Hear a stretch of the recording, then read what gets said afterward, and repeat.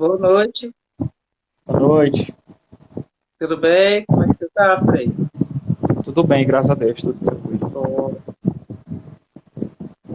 é, tá tudo certo já? A gente espera um pouco ou você acha bom já começar?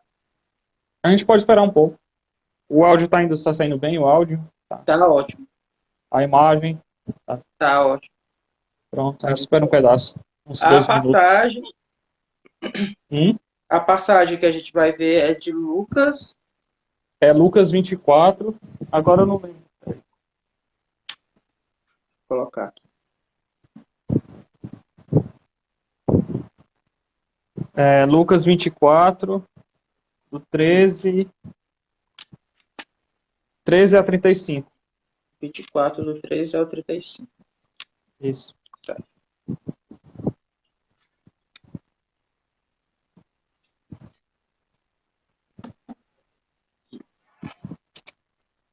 Também vou tentar fazer algum comentário enquanto você dá a catena áurea aí, caso Certo, haja espaço.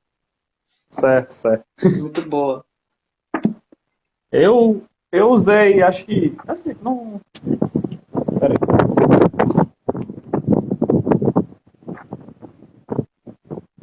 É o evangelho de hoje, né? Então, É, acho que fica bem.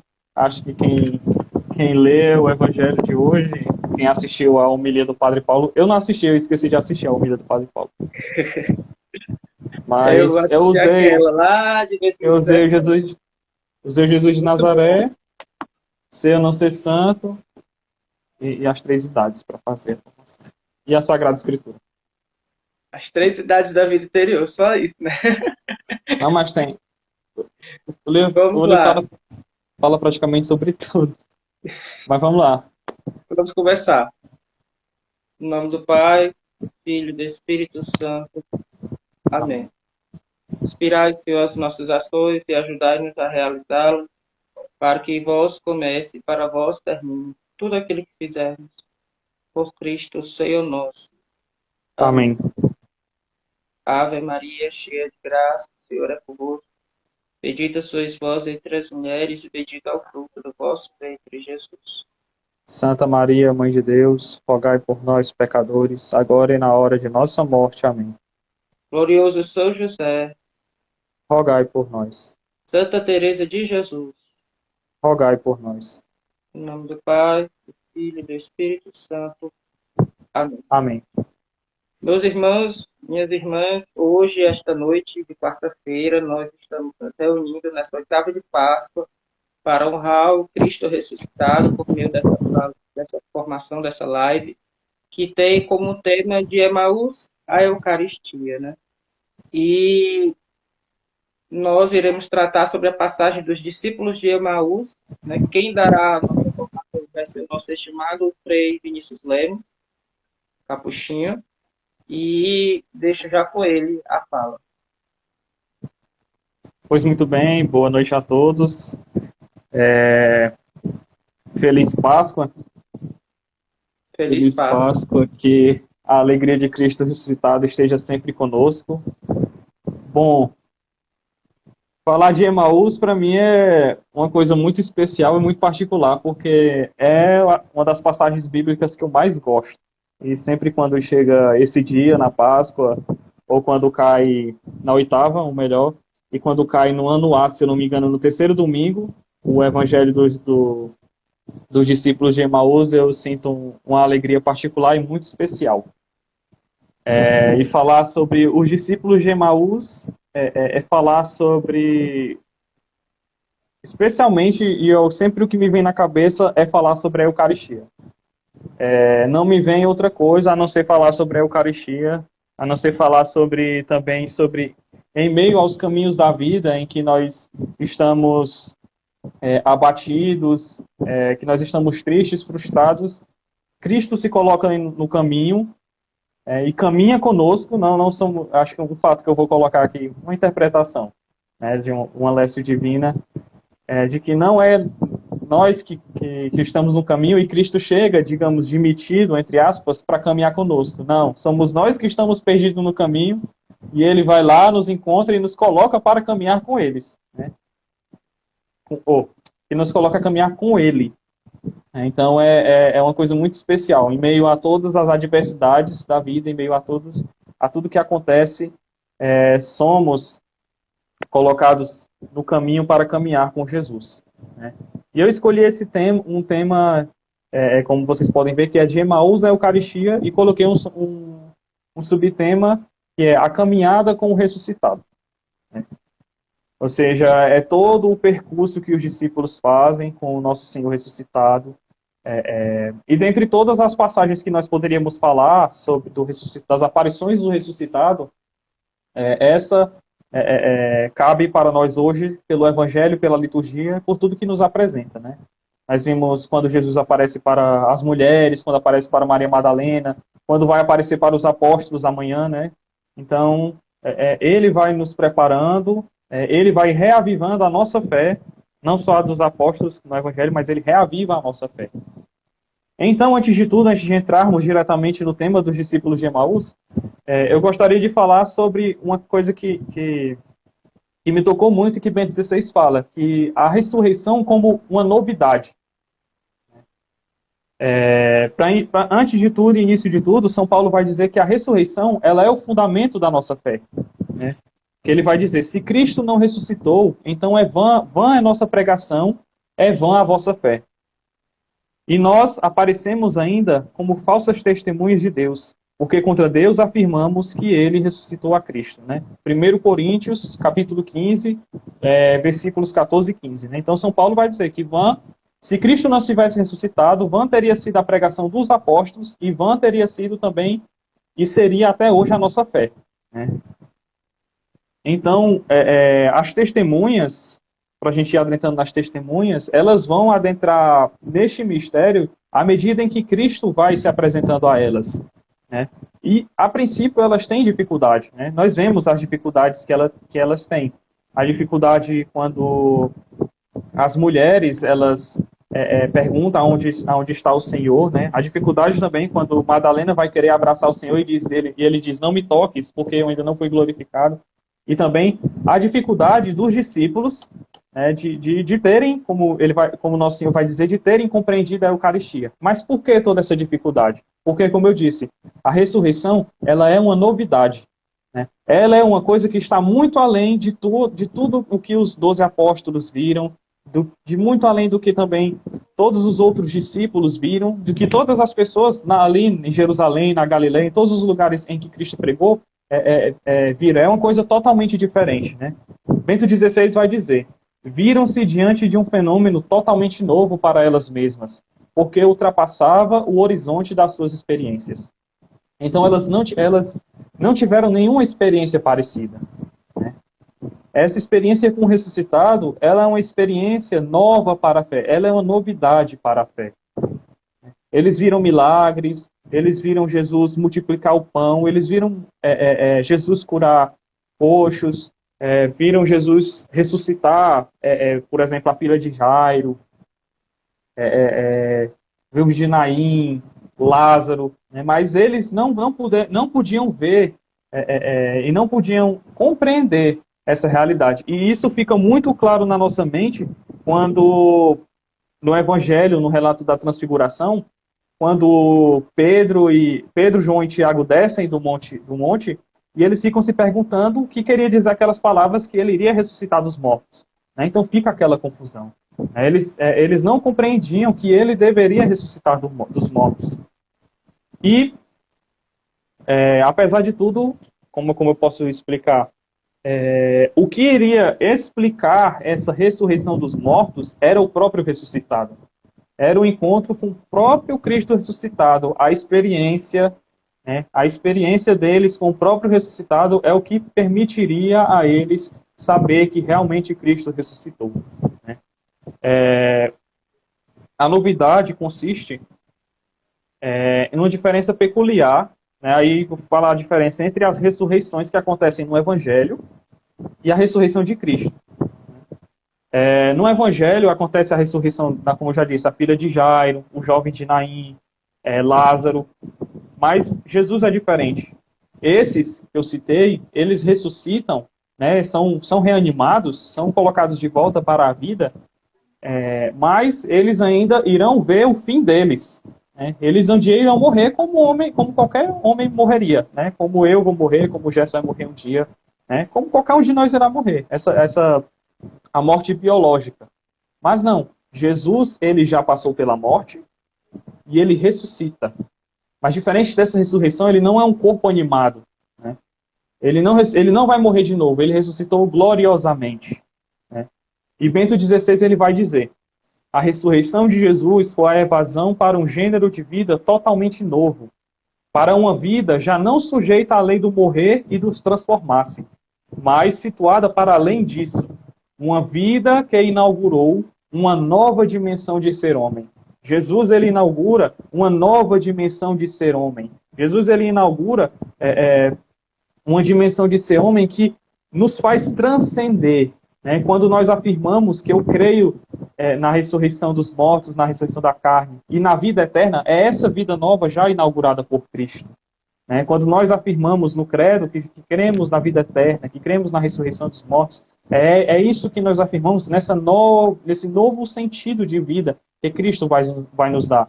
Já não é mais um sentido imanente, já não é mais um sentido existencial, já não é uma vida por viver, uma vida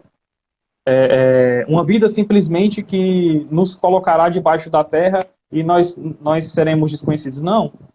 No dia em que nós morrermos, nós seremos ainda mais conhecidos por Deus e conheceremos Deus tal como Ele é. E essa é a esperança, essa nova vida inaugurada por Cristo é uma vida de esperança. E nós já começamos a participar dessa vida hoje. Né?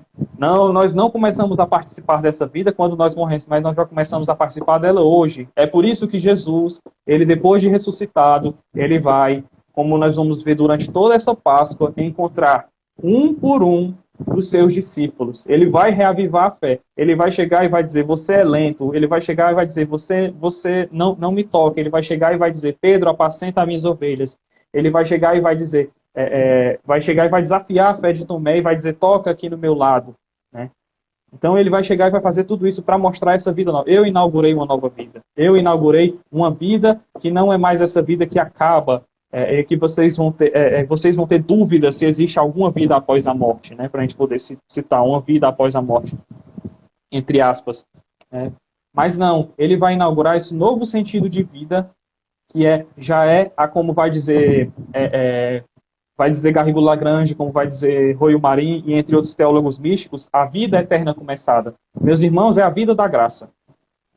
Jesus ele bate a porta e inaugura-nos a vida da graça. E ainda continua com o B16, ele diz, Jesus não voltou à vida humana normal, como eu já disse, né? Deste mundo, como sucederam com Lázaro e os outros. Saiu para uma vida diversa, nova. Saiu para a vastidão de Deus e é a partir dela que se manifesta aos seus. Né? Ele diz que ele vai para a vastidão de Deus, ele abre os horizontes da vida para Deus, ele abre a porta. Né? Como nós vamos ver quando Jesus vai visitar a mansão dos mortos, aquilo não faz sentido só para aqueles que estavam lá, não fez sentido só para aqueles que estavam lá, que foram levados para o céu. Não, quando ele quebra a porta da mansão dos mortos, quando vamos ver uma imagem, ele quebrando a porta e entrando glorioso na mansão dos mortos, aquilo é um sentido para nós. Nós já não iremos mais para a mansão dos mortos, né? Nós iremos para a mansão dos eleitos, para a casa dos eleitos, para a casa dos filhos de Deus, para o seio do Pai. Porque Cristo ressuscitou e ele venceu a morte. Essa é a vastidão de Deus, é esse horizonte infinito que nos abarca e nós não temos ideia como compreendê-lo a não ser pela fé. Aí vai continuar São Paulo e vai dizer, como eu acabei para completar isso que eu disse, esse raciocínio da mansão dos mortos. Ele ressuscita dos mortos como primícia dos que morreram. São Paulo diz em Coríntios, 1 Coríntios 15, 16, 20. Primícias do que morreram. Ele foi o primeiro, né? Como nós vamos rezar no hino de... Agora eu não recordo se é Filipenses, que São Paulo vai dizer o primogênito de entre os mortos, né? Não me recordo qual eu não sei se é Filipenses, eu não recordo, mas ele vai dizer primogênito dentre os mortos, né? Glória a vós, primogênito dentre os mortos. Mas esses mortos, como eu disse, não são os mortos que encerram a sua vida por encerrar, como os animais encerram, né? Como os animais que morrem e simplesmente a alma se separou do corpo e deixa de existir. Não. É o primogênito dentre os mortos porque é o primogênito que inaugura a ressurreição para nós. Ele ressuscita que inaugura, ou melhor, a ressurreição não, ele inaugura a vida eterna para nós. E voltando para os discípulos, a questão de ser uma novidade, tudo aquilo que é novo é inesperado. Né? Sempre quando nós nos deparamos com a novidade, tudo é inesperado. E para eles, foi inesperado. Né? Simplesmente Jesus apareceu e eles simplesmente não tiveram também uma expressão que eu usei conversando com o Jesse, um plus, né? Mas não, eles precisaram de tempo para se adaptar. Eles precisaram de tempo para...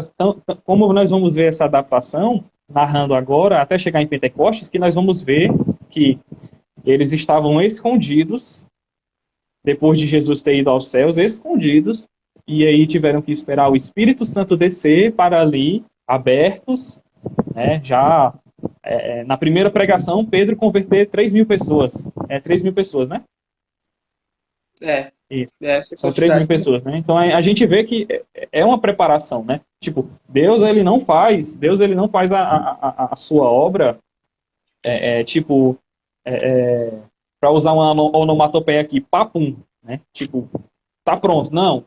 Ele exige tempo, ele é como um escultor, né? Então ele vai pegar você, uma pedra bruta, um mármore, e aí ele vai pegar o martelo, vai pegar a talhadeira e vai bater pouco a pouco até formar aquela forma perfeita, né? Que é uma escultura, né? Então, eles precisaram de tempo para se orientar. Por quê? Porque foi muito de repente, né? Foi novo. Era a cruz e logo depois a ressurreição. Então, tipo, é muito... Vejamos, de uma forma mais psicológica, vejamos a mente deles como não estava, né? Então, tipo, Jesus morreu na cruz, todo mundo ali triste, mas de repente chega das mulheres falando que ele ressuscitou e fica com aquela confusão na mente, né? Então, eles ali tinham, como humanos, tinham... O terceiro dia, que o terceiro dia era praticamente o dia que as pessoas já tinham dado a pessoa como morto, já plenamente, já não teria mais como a possibilidade de ressuscitar, né, e algo do tipo, né? Justamente, então eles realmente não tinham como compreender, né? Então a ressurreição e a cruz foram impactantes, né? Mas depois que Jesus aparece, esses acontecimentos ficam reais e claros. Por quê? Porque eles são conquistados pela realidade, né? Pela experiência. No começo, eles ficam maravilhados. Não, melhor, no começo eles hesitam, mas depois eles ficam maravilhados. E depois da experiência, não podiam mais voltar atrás, porque era verdadeiramente Jesus. Primeiramente, eles ficam maravilhados.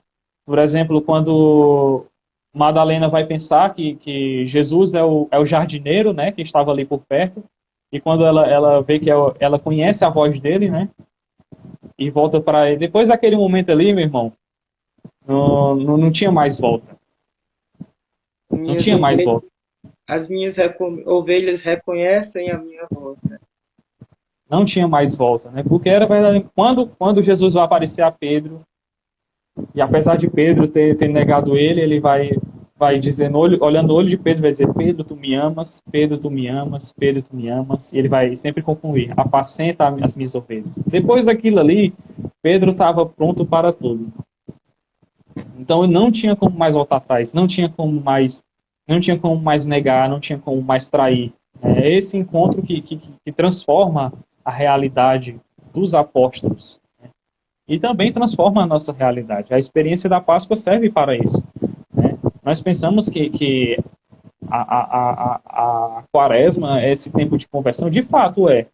né? Nós refletimos a nossa vida, nós refletimos os nossos pecados, mas é na Páscoa, no período pascal, que a luz do ressuscitado nos ilumina e nos faz reconhecer a Ele.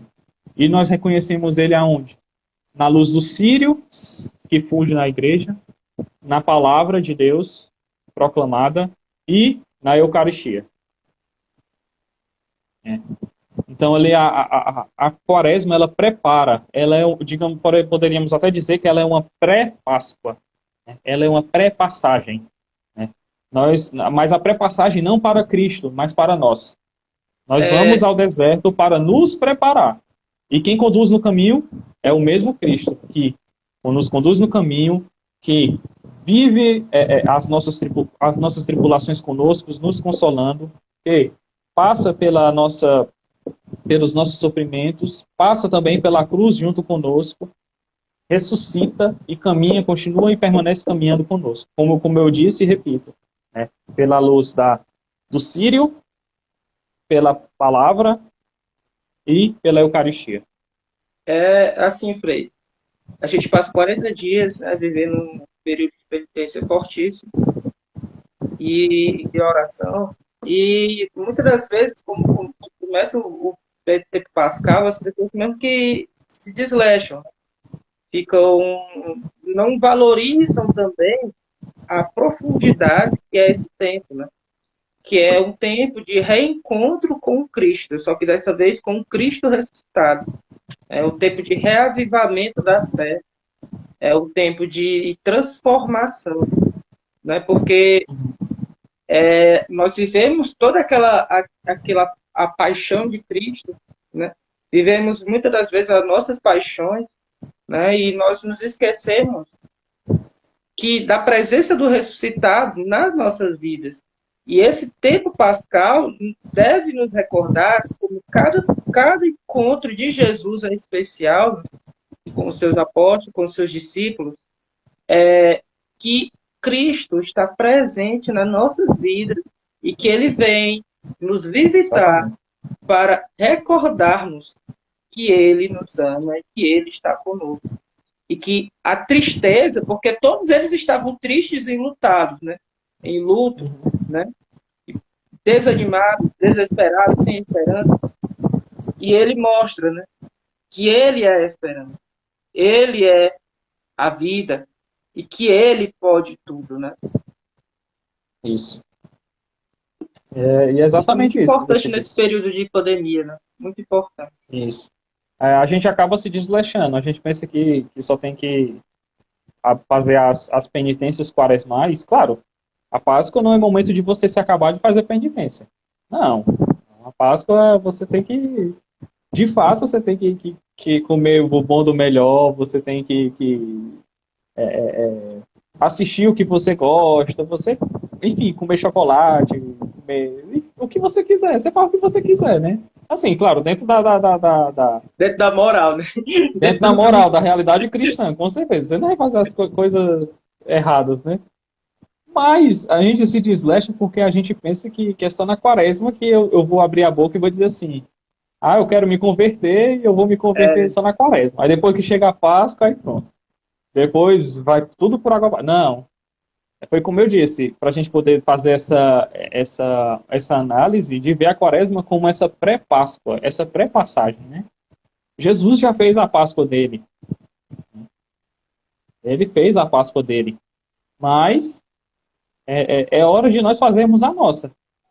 A passagem do Vinícius velho, a passagem do Gerson velho, né, para o Vinícius novo, para o novo Gerson, enfim, para novas e novas e novas e novas criaturas que nós nos fazemos. Né? Como vai dizer um canto de aspersão, né, que canta as coisas antigas já se passaram, somos nascidos de novo. Aleluia, aleluia, aleluia. Né? Então, passou. Né? E dessa vez somos nós que fazemos a nossa Páscoa. Cristo, nossa Páscoa, foi imolado. Ele já não morre mais, ele já não sofre mais, já não derrama mais sangue. Né? Mas, a partir da lembrança do seu mistério, a contemplação do seu mistério, da contemplação, como vamos contemplar na quaresma, de Jesus no deserto, de Jesus sendo tentado, de Jesus entrando na cidade de Jerusalém, de Jesus sofrendo no horto, sofrendo a condenação, sofrendo a traição dos seus discípulos, sofrendo os flagelos, sofrendo em toda a via sacra, sofrendo por encontrar a última vez a sua mãe e sofrendo na cruz, que no lugar de Cristo, ou melhor, juntos com Cristo, nós fazemos essa passagem. Né? Porque eu vos dei exemplo. Eu vos dei exemplo para que vós testemunheis.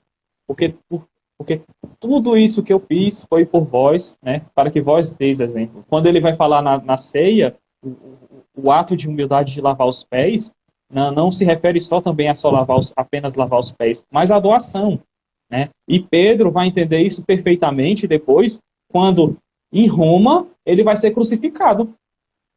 E ali ele entende, né, que o ato de Jesus ter lavado os pés dele era justamente a mesma coisa que Cristo fez na cruz, né, ele também fazer, sendo martirizado, crucificado de cabeça para baixo. Fazer isto em memória de mim. Né, levar as consequências da nossa fé até a última instância, sem reservas.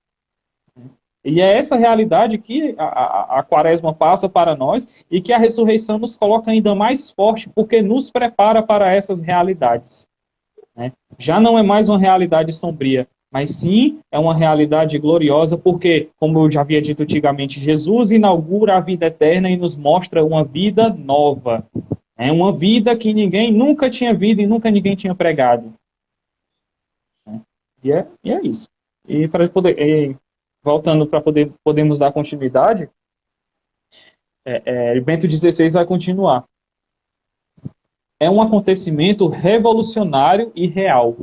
Revolucionário porque muda a vida dos apóstolos e muda também a nossa vida. Né? E real porque de fato aconteceu, está na história. Né? E é isso que no Jesus de Nazaré ele quer retratar. O Jesus Cristo na história.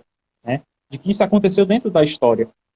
E tão poderoso a manifestar-se a elas, que toda a dúvida se desvanecia, e tais testemunhas, com uma coragem absolutamente nova, como eu citei o exemplo de São Pedro, né, vão apresentar diante do mundo para testemunhar que Cristo ressuscitou. Né? Pedro testemunha que Cristo ressuscitou, muitos se convertem, né? 3.000 na primeira pregação se convertem, e depois vai por todo aquele Oriente Médio, pela Europa, né? E ele vai levar isso tão a termo, como eu disse, até as últimas consequências, que vai morrer por causa que proclamou o Cristo ressuscitado. E para a gente poder encerrar essa primeira parte da novidade do ressuscitado, e fazer já o nexo com o centro da nossa formação, que é com os discípulos de Emaús, que Jesus vai ensinar o método fundamental para a compreensão de sua ressurreição. Jesus ali vai dar aquela catequese que ele dá aos discípulos de Emaús, e que também serve para nós, que nós vamos compreender que ele ressuscitou. Né? Para a compreensão da sua ressurreição, que é ensinar as Escrituras. Vai explicar tudo o que aconteceu referido a ele, que é cumprido nas Escrituras. Enfim, ele vai falar sobre ele mesmo nas Escrituras, e ele vai dar a catequese sobre a ressurreição. Né? E vai pegar, como vai dizer, de Moisés aos profetas, tudo o que falava sobre eles. É a chave de leitura, né? Através dele, o Antigo Testamento ganha o seu real sentido e é completamente renovado, porque você lendo, né, o Antigo Testamento, você consegue ver Cristo ali sendo anunciado desde o comecinho, né? E o que foi isso que ele fez na ressurreição, né? Ele mostrou que ele é o centro, né? Ele é o centro da Escritura, ele próprio é a palavra de Deus. Né? Isso. Ele é a palavra, ele é o verbo, né? E vale aqui salientar, antes de ir para a segunda parte, na verdade, é que a gente pensa que, sei lá, foi São Paulo que ensinou a ler a Escritura, São João. Não, foi o próprio Cristo. Né? Ele vai lá e Exatamente. ensina aos discípulos, disse, olha, foi assim, assim, assim, assim.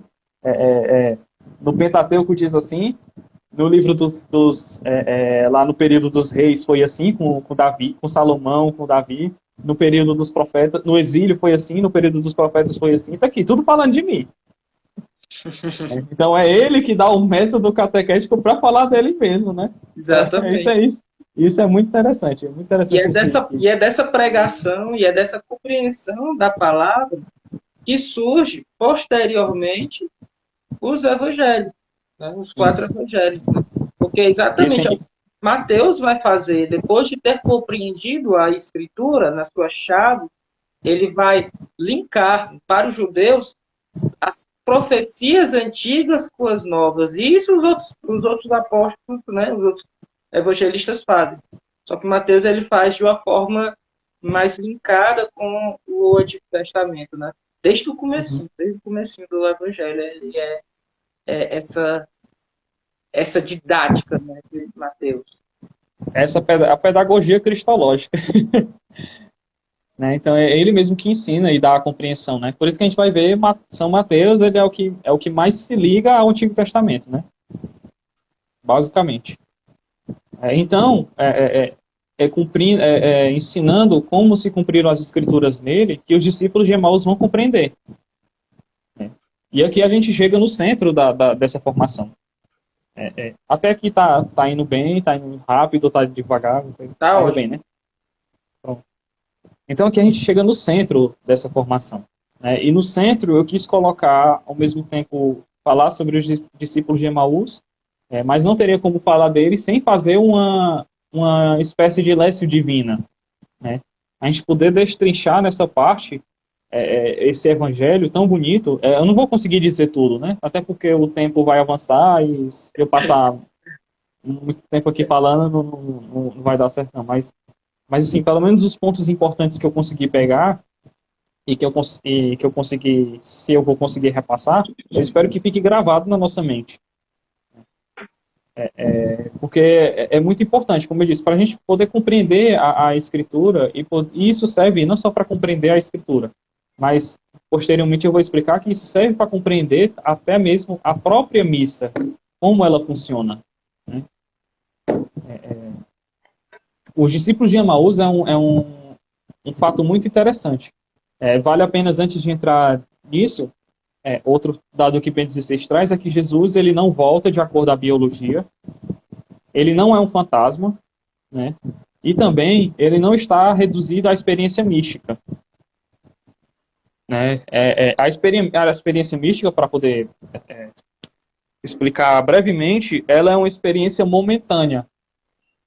Né? Ela não é uma experiência definitiva. Mas não, essa experiência ela é uma experiência real e definitiva. Por quê? Outro Porque ponto ela também é que a da experiência mística ela tende a ser particular, né, isso, ela tem que ser do particular. indivíduo, né? E essa ressurreição é algo público, né?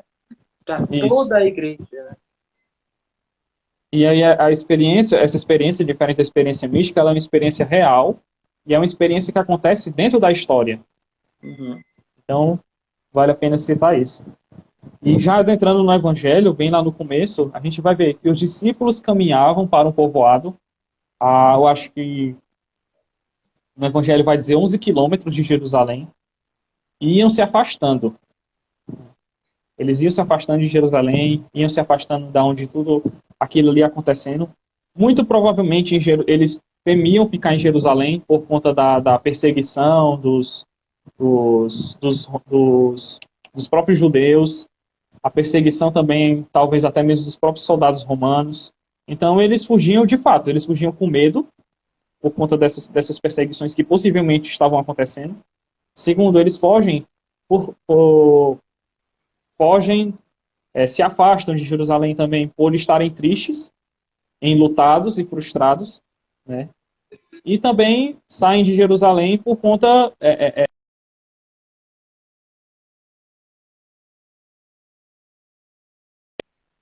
Acho que a internet do Frei caiu.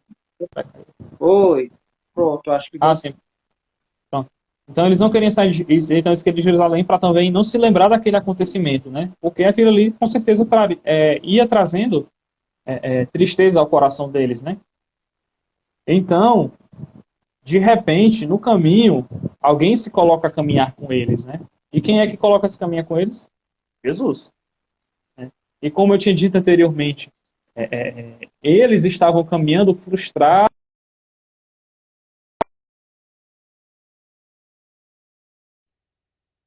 tristes e enlutados. Eu parei Deu aonde? probleminha. Pronto. Eu tinha parado aonde? Por aí? Ixi. Tá me ouvindo? Tá me ouvindo? Agora estou, mas está travando. Espera aí, deixa eu tentar aqui. Eu vou tentar aqui usar o 4G.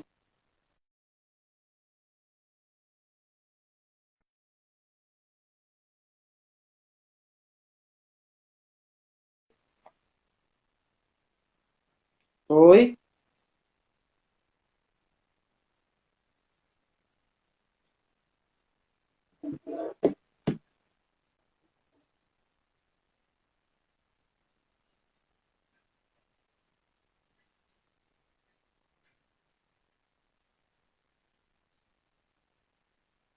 Ele vai sair e voltar, tá certo?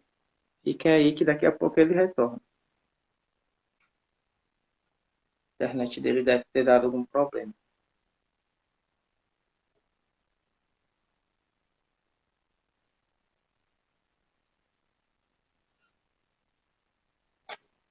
Pronto. Eu espero que agora o 4G dê conta até o final. Então, continuando, eles fogem com. Eles estão fugindo, estão indo embora, justamente como eu já havia dito, né? Eles estão com medo, estão frustrados. Né? E a gente vê que um fato curioso é porque nós muitas vezes somos assim na nossa vida. E aí a gente vai ver o grande acontecimento dessa história aqui. Jesus caminha com eles. E ali, caminhando, no princípio eles andavam tristes, e Jesus pergunta o que tinha acontecido, né? E nós observamos quando eles dizem, né? Esperávamos que ele fosse aquele que libertaria Israel. Mas com tudo isso que aconteceu, faz 3 dias. Mas com tudo isso que aconteceu, já fazem 3 dias que aconteceu, né? Ou seja, mas com tudo isso já fazem 3 dias que aconteceu. Perdão. Então ali, depois de 3 dias, eles já não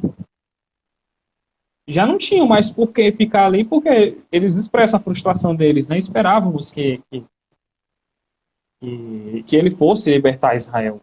Mas seguindo ali no caminho e no diálogo, como a gente vai ver no Evangelho, Jesus vai dizer, como vós sois lentos para compreender as Escrituras.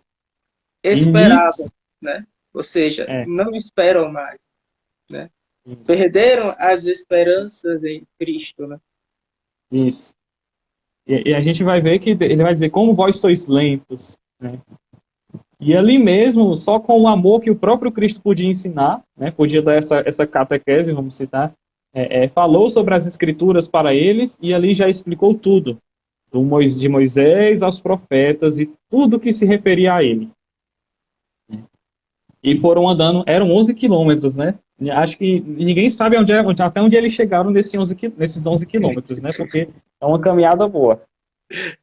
Muito provavelmente eles estavam caminhando pela parte do início da tarde, né, talvez por esse horário, e quando iniciar a caminhada pós-almoço, né, vamos fazer essa interpretação. E aí Jesus ele vai caminhando com eles. Né? E aí, ao aproximar-se de onde ia ficar, a gente vê um ato da sabedoria divina. Jesus faz que vá embora, né? Vou me despedir aqui. Não. Mas aí eles pedem, fica conosco, porque já está quase de noite, é tarde e o dia já vai declinando. Nós podemos tratar isso de duas formas. A primeira é que eles queriam que ele ficasse, porque realmente já estava escurecendo e para que aquele forasteiro não pudesse enfrentar os perigos da noite, porque realmente eles ficariam preocupados, né? Enfim, pela humildade dos discípulos. E a segunda, é uma interpretação mais espiritual, é que aquele encontro, quando Jesus explicou, foi um encontro tão intenso e tão profundo que eles ainda precisavam abrasar os corações e não deixar que as trevas ou o frio da noite os consumisse de novo. Nós podemos fazer essa interpretação. E já é tarde, o dia já vai declinando. Nós queremos ficar contigo, Senhor. Porque ali eles já sentiram aquela presença. Não sabiam quem era, né? Porque os olhos deles estavam como que vendados, como vai dizer o Evangelho. Né? Mas eles queriam ficar porque aquilo ali era bom. Com certeza nós já tivemos uma experiência de estarmos conversando com alguma pessoa que é uma pessoa muito amável, uma pessoa que sabe, que fala, e às vezes nós queremos que ela nunca termine de falar, né? E ela é tão amável, ela é tão carismática, que nós não queremos nos apartar nunca da presença dela. E quando ela vai embora, nós ficamos tristes. Né? Nós podemos fazer essa interpretação, né, de que as trevas da noite, as trevas do desespero, da desesperança, já iam consumir eles de novo, mas Jesus fica. E ali acontece algo importante para os discípulos e extraordinário para nós. Mais precisamente no capítulo, no versículo 30. Depois que... Aí vai narrar o Lucas, São Lucas. Depois que se pôs à mesa com eles, tomou o pão, pronunciou a bênção, partiu e deu a eles. Um detalhe interessante é que a antífona das vésperas de hoje, da liturgia das horas, que diz que Jesus entrou para cear com eles. Então a gente já pode fazer o nexo com a última ceia, né? Com a Santa Ceia. E nós vemos uma beleza e que algo que Padre Paulo disse na pregação que ele fez em 2017, eu nunca esqueci, foi que disse que ele, quando diz que ele parte o pão, nós recordamos de um acontecimento da nossa vida que é o ápice de nossa vida enquanto cristãos, a Eucaristia, a Santa Missa. Jesus, ele celebra a missa para os discípulos de Emaús. Nós vemos isso quando ele explica as Escrituras, e depois de explicar as Escrituras, ele senta com eles à mesa e parte o pão. E parte o pão. A Eucaristia, o encontro, local de encontro com o ressuscitado. Né? É o local de encontro. De fato, Jesus, ele se coloca no caminho, ele ensina, ele parte o pão, né, e se faz presente. E quando isso acontece, os olhos deles, né, os da fé, se abrem. E, como narrou o Evangelho, o ressuscitado desaparece da vista deles. Porque eles já não precisavam mais ver quem era. Né? Não precisavam mais daquela presença, porque toda a esperança, toda a falta de fé, todo o medo, todo aquele sentimento que eles estavam sentindo desaparece. Porque, e é isso que faz eles exclamarem depois, não estava ardendo o nosso coração quando ele nos falava pelo caminho e nos abria as Escrituras. Jesus, ele restaura a fé dos discípulos ao partir do pão e faz com que o reconheçam, com que recobrem a alegria, com que exultassem. De fato, naquele momento, narra o evangelista com muita ênfase, voltaram a Jerusalém. Não estavam nem aí se já estava tarde, né? Como eles mesmos disseram. Eles voltam a Jerusalém e vão confirmar aos apóstolos que Cristo ressuscitou. Ele vai dizer, ele verdadeiramente ressuscitou, como havia anunciado a Simão. Né? Sim, Cristo faz-se conhecer pela Eucaristia. Já não estamos, nós, também nos colocando no lugar dos discípulos, nós já não precisamos estar impedidos de vê-lo, pois em toda a Santa Missa, claro, nós estamos numa realidade de privação das missas por conta do coronavírus, né? Mas de todas as missas que nós assistimos, já participamos, e que espero brevemente podermos participar, em breve, muito em breve, ele, glorioso e ressuscitado, permite-se ser visto e alegra o nosso coração e os faz arder, como ardeu os discípulos. Jesus, o encontro com Jesus e dos discípulos de Emaús, nós somos os discípulos de Emaús que vão às igrejas, que adentram as igrejas e que assistem à missa. Nós ali estamos como os discípulos de Emaús, porque é o Cristo, na figura do sacerdote, que se põe a peregrinar conosco, a caminhar conosco. Nós vamos ler as Escrituras, ele vai nos explicar na homilia, e no partir do pão nós vemos ele escondido na espécie do pão e do vinho, mas nós vemos e sabemos e proclamamos que ele está ressuscitado. Muito Quando dizendo bonito. todas as vezes que comemos este pão, todas as vezes que bebemos este vinho, anunciamos a paixão de Jesus Cristo e esperamos a sua volta. Né? Essa volta que aconteceu para os discípulos com Cristo ressuscitado, e nós já proclamamos a segunda vinda do Senhor. Porque ele ressuscitou e já não vai mais sofrer na cruz. Ele ressuscitou e virá glorioso. Virá Frei, como glorioso. o senhor falou também, essa passagem ela é separada em duas partes, né? E ela recorda muito a Santa Missa. Por quê?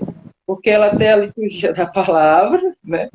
Cristo vai lá e lê o Antigo Testamento para eles, e ele mesmo é o Novo Testamento, né?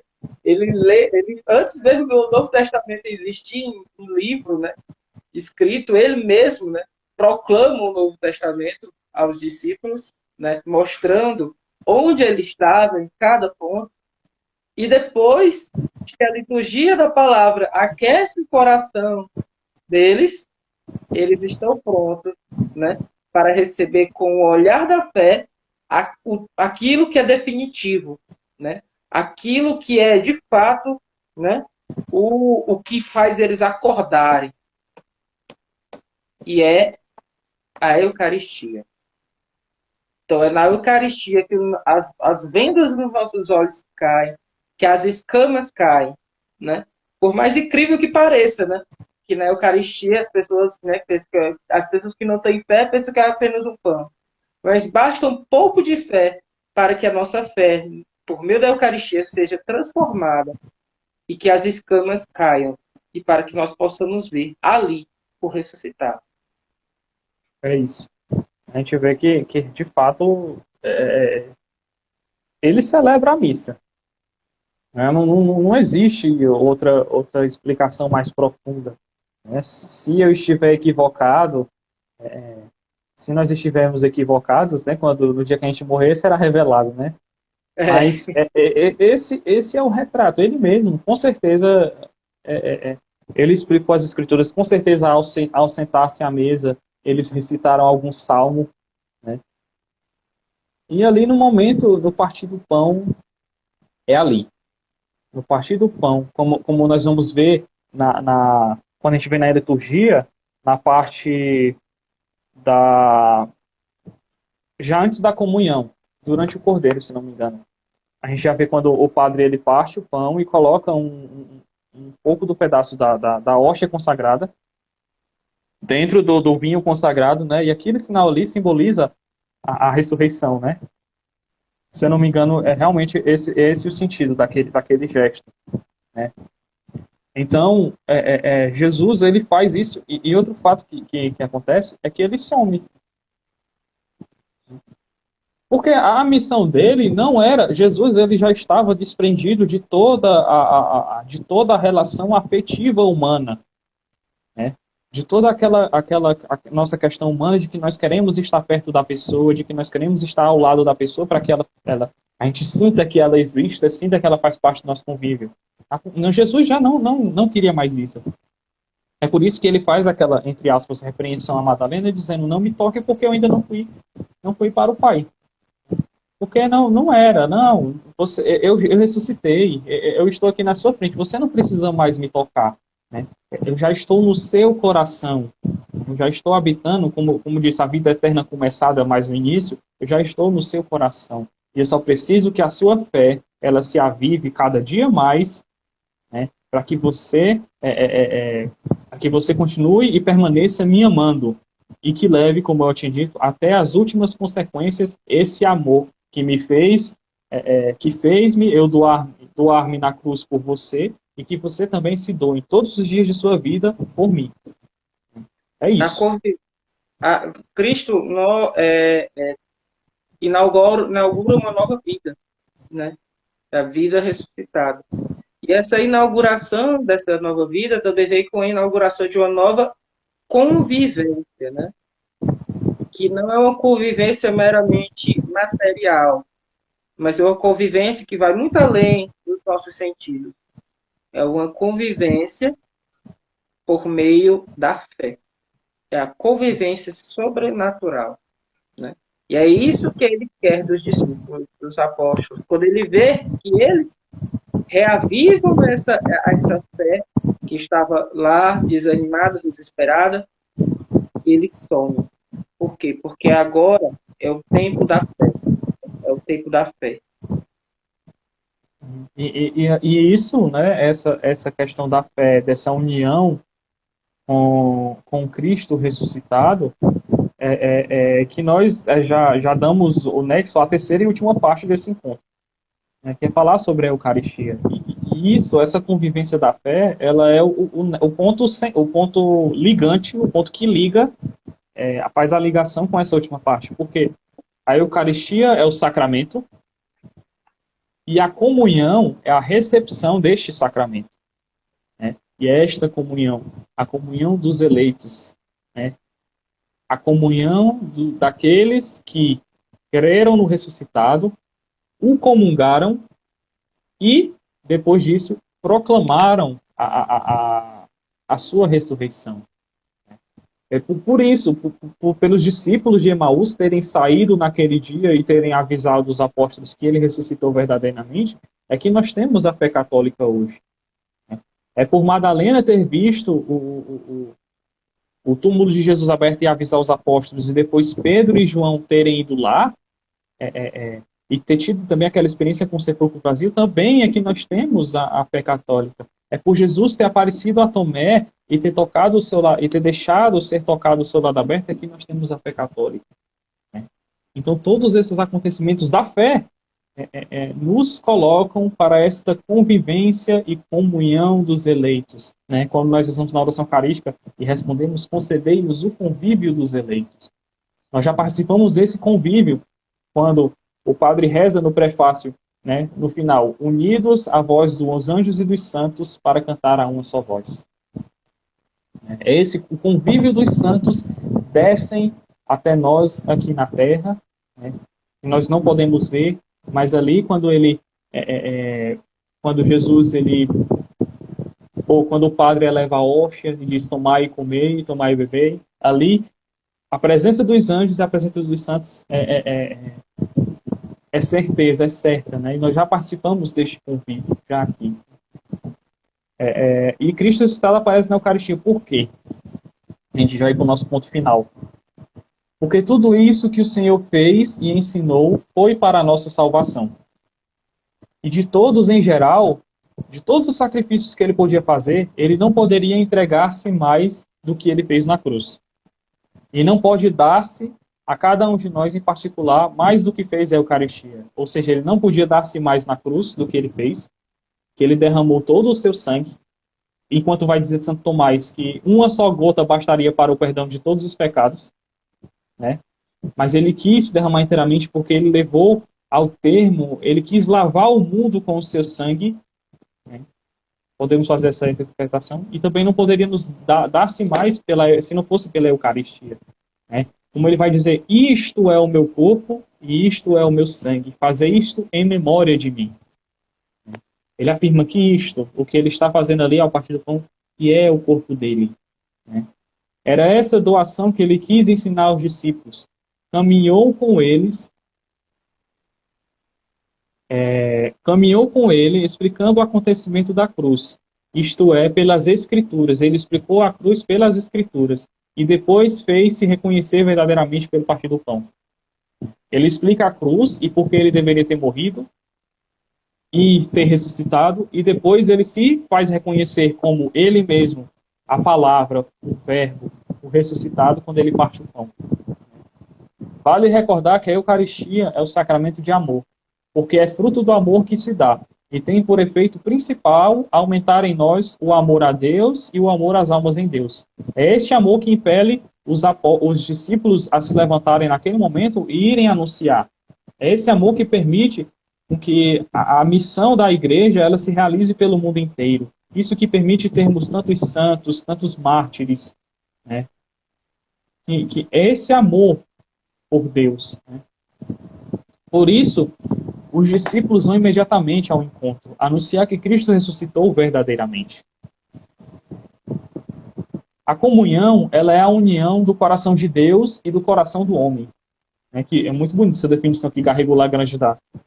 União que a alma, união que acontece na alma, que vivifica sobrenaturalmente sempre mais. E é por isso que os discípulos vão dizer: não ardia o nosso coração enquanto nos explicava as Escrituras pelo caminho e o reconheceram pelo partir do pão. Jesus, à vista deles, pois vivificou a fé e eles compreenderam. Ele ressuscitou. A profissão deles no final para os apóstolos: ele ressuscitou verdadeiramente. Este encontro mudou a vida dos discípulos, mudou a vida deles e também muda a nossa. Quem de nós não se lembra da primeira experiência com Deus? Seja uma alegria que nos dominou, seja ter se acabado de chorar, e não importa. Foi a nossa experiência com Deus. E diz Santo Agostinho, quando o Senhor fala para Santo Agostinho: eu sou o alimento dos fortes. Cresce e tu me comerás. Mas tu não me mudarás em ti, como a alimentação de teu corpo. És tu que serás mudado em mim. O Senhor diz isso a Santo Agostinho: és tu que serás mudado em mim. Já não era... se eu cair aqui, espera um pouquinho, porque o 4G acabou. Aí eu vou ligar o Wi-Fi. Tá certo. Mas eu acho que vai dar até o final. Tu que serás mudado em mim. Jesus, ele vai dizer que a mudança é nele. Nós não somos mais nós não somos mais alimentados pelo maná, que o maná ele ficava ali durante aquele tempo, um tempo determinado e sumia. Não. Dia, né? Era um dia e depois de um dia tinha que pegar de novo. Se guardasse mais de um dia, apodreceria. Isso. Mas não, esse alimento ele é todos os dias que ele é renovado para nós. E ele nos muda em Deus. Nós somos transformados e incorporados. Jesus, ele incorpora os discípulos de Emaús, colocando eles de volta nos eixos, reavivando a fé, reavivando a esperança, reavivando a caridade, transformando eles, porque essa experiência, a novidade da ressurreição, ela ao mesmo tempo parece um pouco, digamos, como toda novidade, ela nos espanta um pouco, mas depois é a maravilha, nós somos maravilhados por ela. Porque Jesus, presente na Eucaristia, leva a alma a um amor de Deus mais puro e mais forte. Nós vemos isso, o amor mais puro e mais forte, a cada dia que os apóstolos eles faziam a memória do Senhor e eles iam, né? Nós vemos isso nos outros acontecimentos da ressurreição, nós vemos isso em Pentecostes, nós vemos isso com São Paulo, muito forte isso em São Paulo, como vai narrar os Atos dos Apóstolos. E, além de ter caminhado com eles, Jesus viu o abatimento deles e tristeza, e a Eucaristia reparou. A Eucaristia ela serve também para reparar as nossas forças e repara também as nossas fadigas e nos prepara para amar. Não importa o quanto nós estejamos cansados, não importa o quanto nós estejamos tristes ou fadigados, mas sempre que chegarmos à Eucaristia e tivermos em condições, o estado de graça exige, e comungarmos Cristo verdadeiramente, nós seremos incorporados por esse vigor novo. O caminho deles, que era para Emaús, simplesmente muda após esse encontro. É um caminho que, em vez de irem para Emaús, saindo de Jerusalém para Emaús, eles voltam-se não para Jerusalém, eles não voltaram para Jerusalém, eles voltaram-se para Deus. Esse foi o novo caminho deles.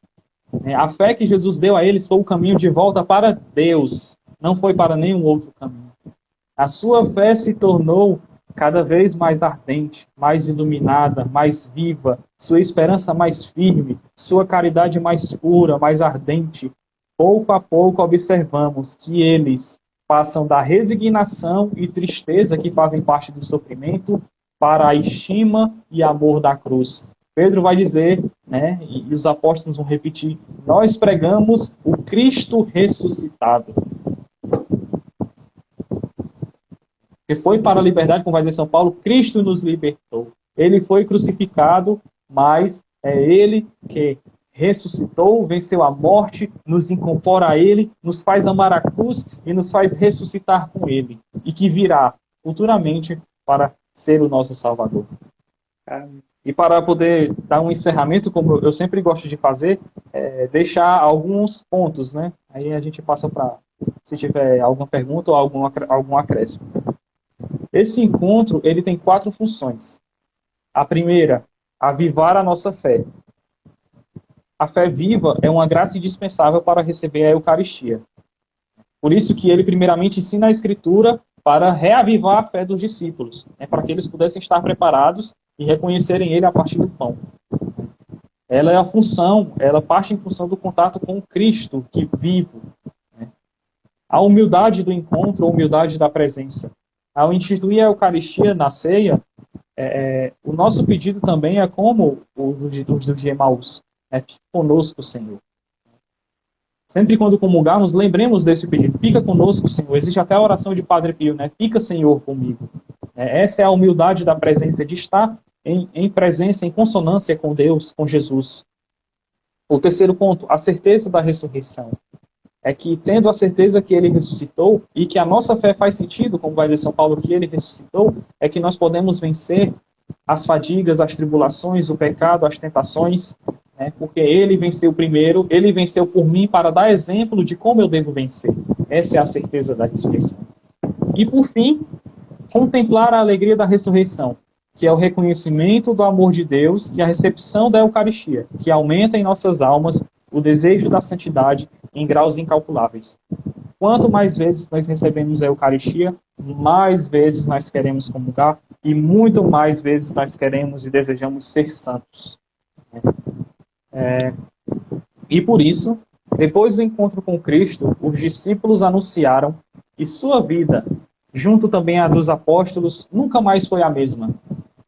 Pois uma vez atingidos pelo amor de Deus, nunca mais eles se apartaram, e uma vez que nós, sendo atingidos e encontrando Jesus pelo caminho, e ele ensinando-nos o seu amor, nós jamais apartaremos dele. Essa é a lição, para poder encerrar, e eu encerro dizendo essas palavras. Essa é a lição dos discípulos de Emaús. Não é só apenas a questão de restaurar as nossas forças, ou porque nós estávamos tristes e nos tornamos felizes, mas é porque o encontro com Cristo nos faz mudar de caminho e nos faz voltar para Deus.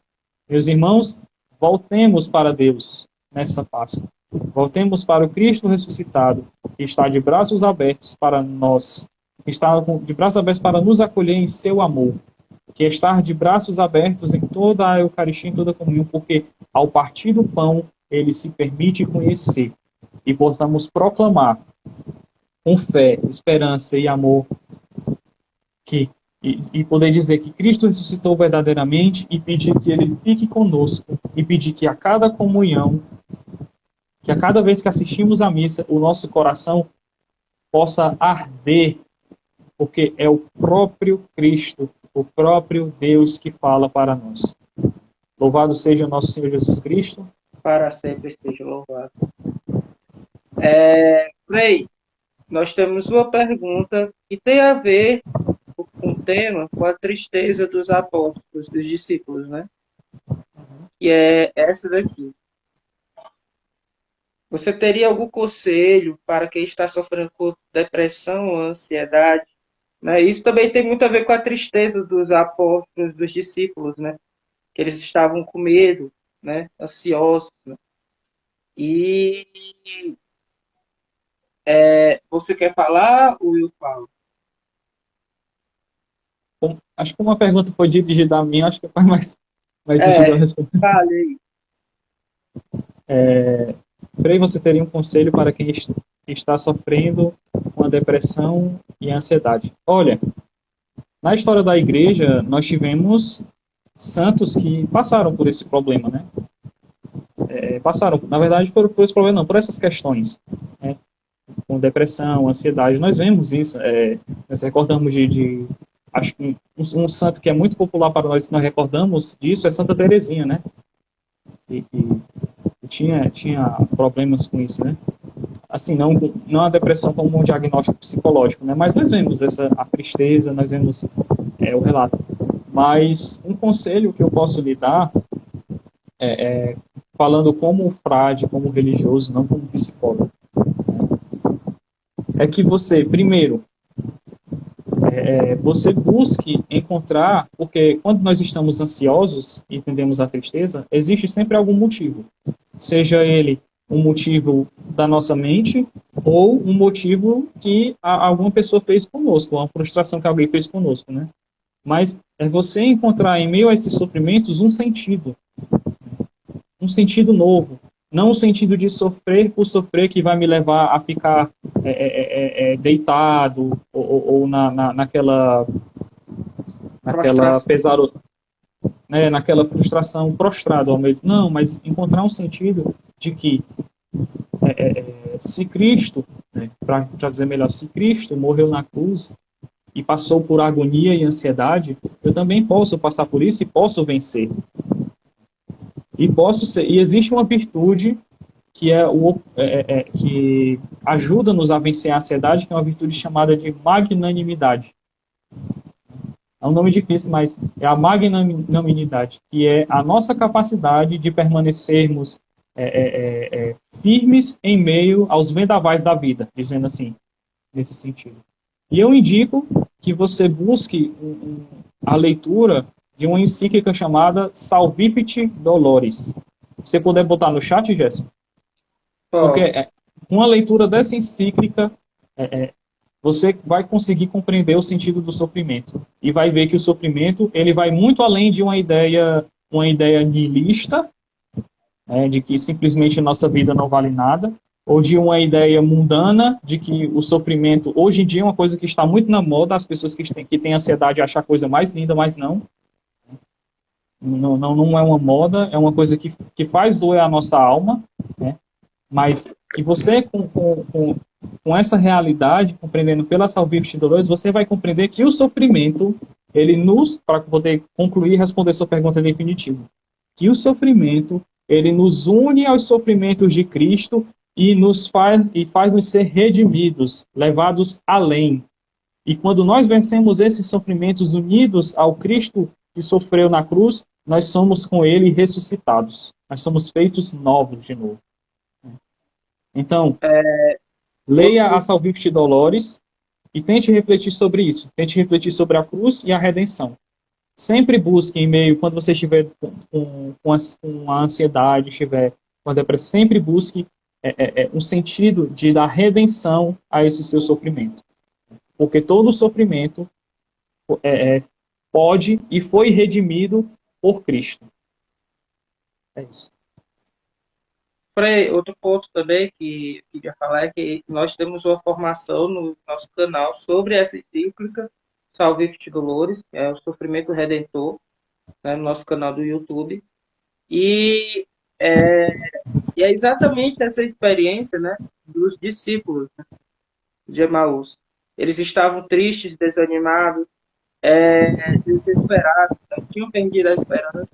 E Cristo vai e dá um novo olhar para a vida. Ele vai lá e dá um novo olhar para o sofrimento. Ele dá um novo sentido para a dor.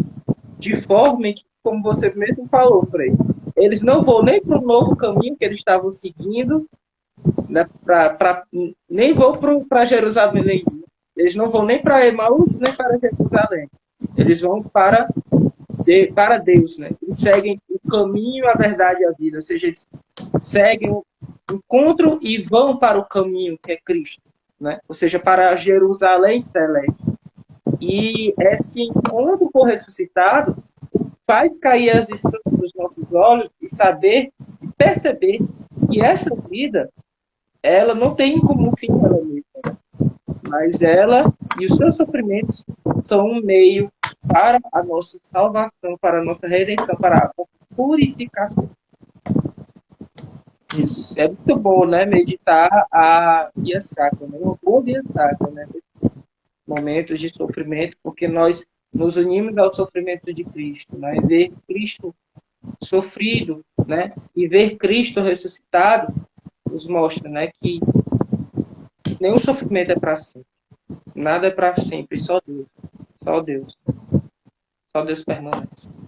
Então, eu espero que a gente possa ter lhe respondido, Andressa. Muito obrigado pela sua pergunta. E, Frei, muito obrigado. Deus abençoe grandemente, né, ter passado essa 1 hora conosco, essa meditação belíssima, né, que com certeza saiu de um coração que rezou, que estudou, que se esforçou para dar essa formação. Te agradeço muito. Louvo a Deus pela sua vocação e que você persevere, meu irmão, porque você é um testemunho para todos nós. Deus te Amém. Muito abençoe. obrigado. Muito Deus obrigado. te Muito abençoe. obrigado Possamos a rezar. todos que permaneceram. Eu Muito obrigado a todos agradeço que também a permaneceram. todos que estiveram aqui conosco. Né? E espero também em breve poder botar as caras por aqui de novo.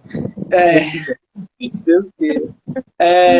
Frei, nós e as pessoas que estão que estão assistindo e que irão assistir essa formação, eu convido você a rezar pela vocação do Frei Vinícius Lemos Capuchinho, né, por meio dessa Ave Maria, entregar a vida dele nas mãos de Nossa Senhora e também peço que você reze pelo nosso apostolado, que esse período de pandemia tem sido muito. Nossa Senhora tem nos enviado muitas missões e com a graça de Deus nós iremos buscar, né, a graça de corresponder a esse chamado de Nosso Senhor, de Nossa Senhora. Rezemos pela vocação do nosso irmão Frei Vinícius. Ave Maria, cheia de graça, o Senhor é convosco. bendita sois vós entre as mulheres, e bendito é o fruto do vosso ventre, Jesus. Santa Maria, Mãe de Deus, rogai por nós, pecadores, agora e na hora de nossa morte. Amém. Amém. Bendito seja Deus, bendito seja nosso Senhor Jesus Cristo, que ressuscitado não morre mais. Ressuscitado, derrota a morte e nos dá a vida eterna. Aleluia, aleluia. Aleluia. Feliz Páscoa a todos. Feliz Páscoa, meus irmãos. Que a esperança de Cristo ressuscitado esteja no lar e no coração de cada um. Boa noite, Frei. Deus abençoe. Boa noite.